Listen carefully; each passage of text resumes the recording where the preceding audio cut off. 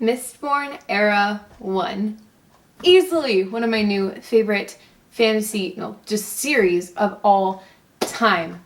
Oh my word. It is so good.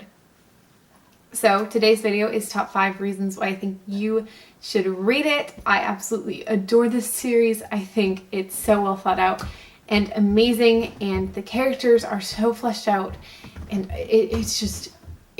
it's great. It made me so excited about reading more adult fantasy, and I can't. There's so many books for me to read now. Like, the more I read, the more I realize I want to read, and it's such a good series, and you should read it. So if you don't know what Mistborn is about, it follows our main character, Vin, who has been basically abused her entire life. She's completely an underdog, and she's discovered by renowned thief crew leader Kelsier. He is a Mistborn. Then finds out that she is also Mistborn. The premise around this book is that you can burn metals to achieve powers like strength. You can manipulate people's emotions, enhance senses, pushing and pulling on metals, that kind of stuff. And Vin is able to do all, is it 8? I think she's able to do all 8 of the powers, making her Mistborn. They are insanely rare. These are not people who are just like hanging around everywhere. They are extremely rare, especially among the Ska, who are the lower, very oppressed class in this world. The higher class are the ones who are able to have these powers, and you can only achieve them if you have noble blood. So basically, if you have a parent or a grandparent who was noble, then you can have these powers. People, Ska with powers, are not supposed to exist. The government in this story does everything to extinguish them. They can't do it for all of them, and thus the story. Now, Kelsier employs Vin on his crew, who are going to try to overthrow the Lord Ruler, who was our big bad in this story. He's extremely powerful in just everything, and basically portrays himself as a god. And yeah, that's the story. They're trying to do this absolutely impossible task of overthrowing the Lord Ruler. There's so much more to the story. It's very complicated. There's a lot that goes into it, but that's the basic premise. That's the groundwork. That's the need to know for this video. If any of that interests you, keep watching this video and then go read the book, because the books, they're so good. The first book actually can kind of stand alone. It does have a conclusive ending, and only in books 2 and 3 do you realize how much more there is to the story. And book 1 is my favorite out of the 3. The other 2 are also amazing, but I love book 1. Now, unlike my Avatar video, there are a few caveats to this suggestion why you should read. This is a very epic fantasy series. That was improper grammar. Sorry. This series is high epic fantasy. There's a lot of blood, a lot of gore. If you want to transition from YA to adult, this is the perfect series for you. It's low on sex and language. There's a lot of violence, a lot of gore, a lot of intensity. It just gets very scary at times. So I'm definitely going to put a PG-13 cap on this, maybe even higher. That's probably the minimum age you should be reading it. It was intense for me. I'm 16. So, but it's an incredible series, and I loved it. So if you think that higher epic fantasy is a good thing for you, then I would totally suggest this series. It's amazing. It's just so good, so well done, so intense, and it just draws you in and makes you think. And I would actually kind of liken it to the Hunger Games with how much you think, and it's definitely higher intensity than the Hunger Games, but it makes you think. It has a lot of morbid stuff in it, and just so good. It's amazing. It's very realistic. It's not necessarily grimdark. If you're a reader who doesn't like death or gore in your books, if you like the happy-go-lucky style, then don't read this. You will not like it. But if you like fantasy at all, read this. It's so good. Alright, so without further ado, now that that's out of the way, let's get into the number 5 reason why you should read this series. Character arcs. The characters in this story are so amazing, but their arcs are even better.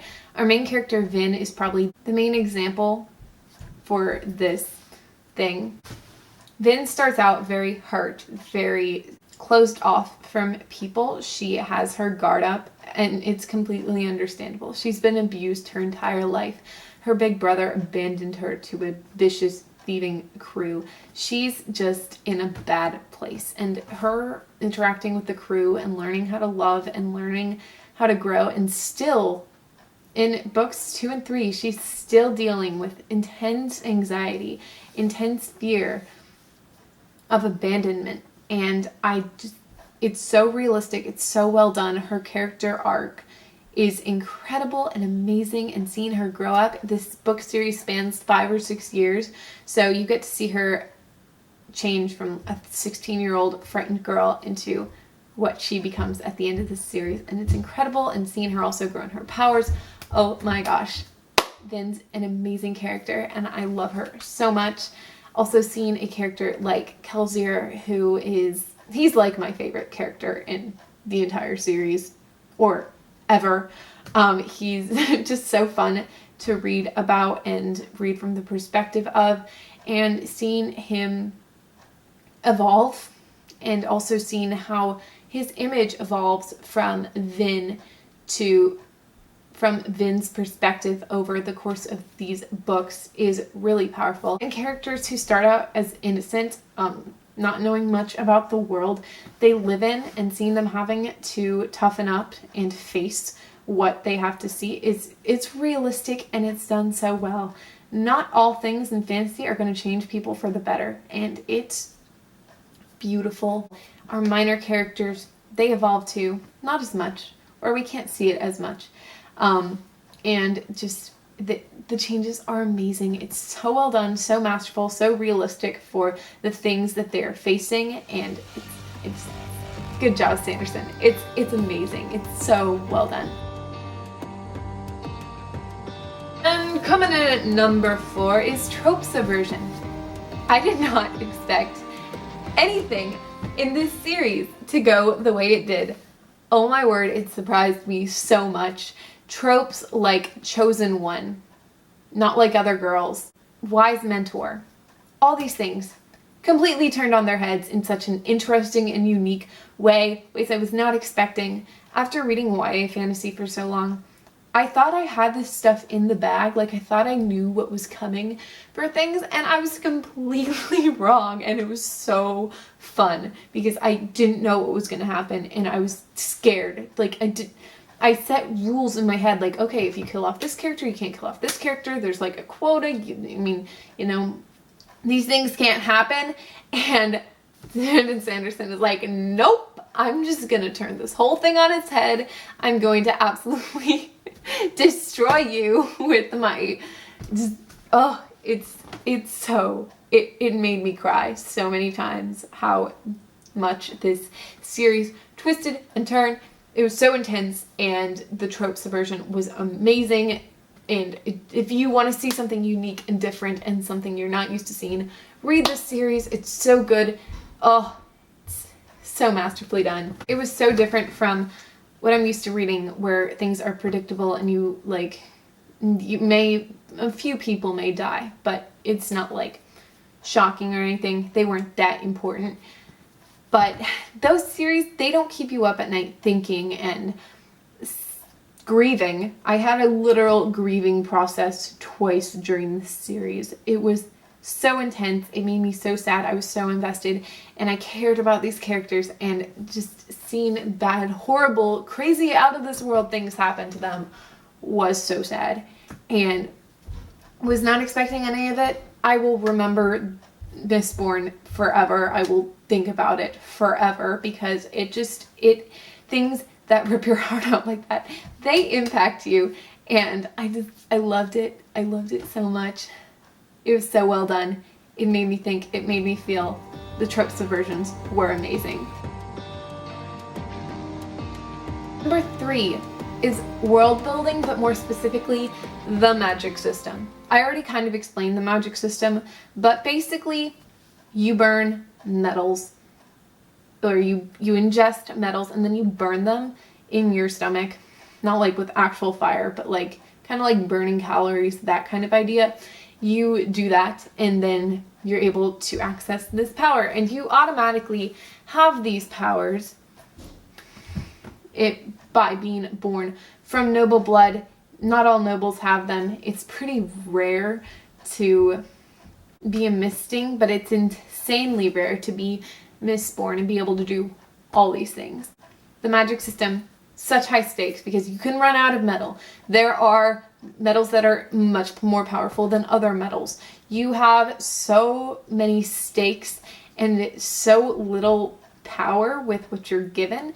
Mistborn are insanely powerful, but against some of the things that Finn faces in this series, it's nothing. Like, Mistborn can't do everything, and having a power ceiling like that was wonderful for the series. The whole world building was incredible. The way things were structured around each other, the dystopia feel, the setting, oh my word, it was amazing. It was I'm not gonna say a blast. This series was not a blast.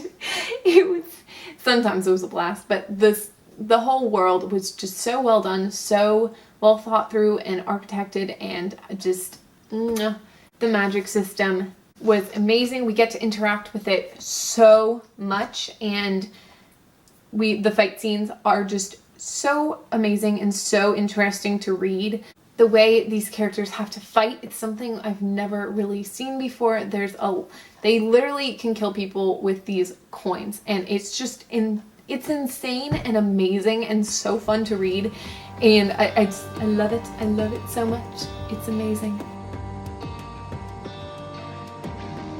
So number 2 is religion. And I had never seen religion explored to this extent in a fantasy series before. There are obscure references. There are even devout people who don't actually believe in a higher power, but this was the first time I'd actually gotten to see such a direct influence through one of the main characters, Sazed. He is a terraceman who is able to use this power called, like, Ferd? I cannot pronounce it. Anyway,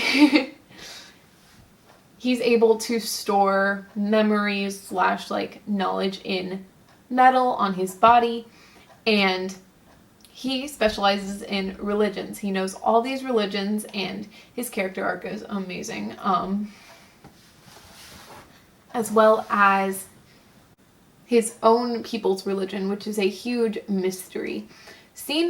I can't talk much about religion in this story without getting into spoilers, but just know it plays a huge role in the last 2 books, and it was done so well in such a real feeling way, and the ways these characters interacted with the religion. It was done so differently. I was very impressed, and it was such an interesting thing to see these characters interact with something I had never really seen in fantasy before, and it was so good. It added so much to knowing the world and feeling like you knew it super well. So number 1 is intentionality. Oh my word. This series, tiny details from the first few pages paid off like buckets, and just so much tubs and buckets later on in the series. First few pages, 3rd book, oh my word. Things just they were important. Every tiny detail felt intentional and important. Every page felt like it mattered. And that it makes me want to go reread the series immediately and see all the things I missed and just how well done it was. It's masterful and amazing, and it had very much Tale of Two Cities vibes, where there was so much foreshadowing that I did not catch until the third book, and that just makes the third book really incredible because you can see how important tiny details were. There's so, like, this series answered questions I never even thought of asking. Like, I never questioned certain things in the series, and then later on they're like, oh yeah, that's what it was. And as a reader, that feels so good to know that the author put that much thought and intentionality into his writing, and it was so good. It was so amazing. Read this series. Read this series. If you enjoy high epic fantasy, you should so read these books because they are masterful, amazing, such a great intro to high epic adult fantasy, and it was amazing. I will not soon forget this experience. If any of this sounds good to you, just at least read the first book. It has the capability of standing alone because there is something conclusive at the end of it, so it won't leave you like begging, like needing to know more. So you can, if you don't like the first book, you don't have to finish this series, but it's amazing. It made me so excited for the Cosmere, which is basically the interconnectedness of Brandon Sanderson's books. Not all of them, but a huge chunk of them. I'm about to start the Stormlight Archive. I absolutely loved these books, and I'm so excited to read more from Sanderson and more fantasy. It made me so excited to read more. It's amazing. You should read this series. So unique. If you want something like this, just read these books. They're so good. That is why you should read the Mistborn trilogy. Thank you so much for watching this video. If you liked this video, please give it a thumbs up and subscribe for more content like this. Let me know if you have read Mistborn. Be sure to leave spoiler alerts, and I love chatting about this book series. I have so many things I want to talk about, and it's amazing. The book series is amazing. I love it. It's so well done. If you read it, let me know. I want to chat. Alright, thank you so much for watching, and I will see you next Saturday. Bye-bye!